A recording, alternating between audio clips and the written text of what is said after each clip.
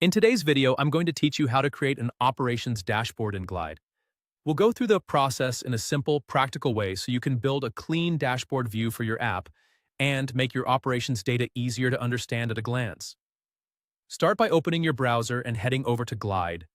Once the site loads, click Login and access your account. After you're in, open the app you want to edit. Make sure you're selecting the correct app before making changes, especially if you manage more than one project in your Glide workspace. When the app opens in the editor, look to the left side panel. This is where you control your app's structure and navigation.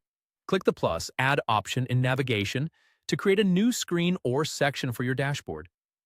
This is an important step because it gives your operations data its own dedicated place inside the app, making it easier for users to find and use. Next, select the operations table as the data source. This connects the new dashboard view to the correct dataset. Choosing the right table matters because everything displayed on the screen will depend on the data coming from that source.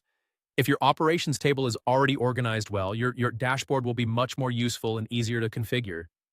After that, choose a style using the panel on the right side. This lets you control how the dashboard appears visually. Pick a style that fits the way you want users to interact with the information. A clear layout is usually best for dashboards, since the goal is to help people scan data quickly and make decisions faster. Now go back to the left side panel and click plus Add Component. From the list of components, choose Bar Chart. This is what will turn your operations data into a visual summary.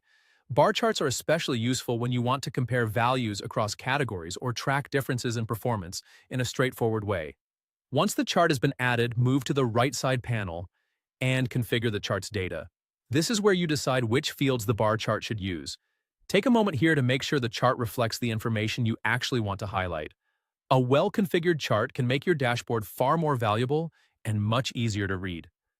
Finally, when everything looks right, click Publish in the top right corner to make your changes live. Thanks for watching. If you found this Glide tutorial helpful, please like, subscribe, and turn on notifications for more step-by-step app building guides. See you in the next video.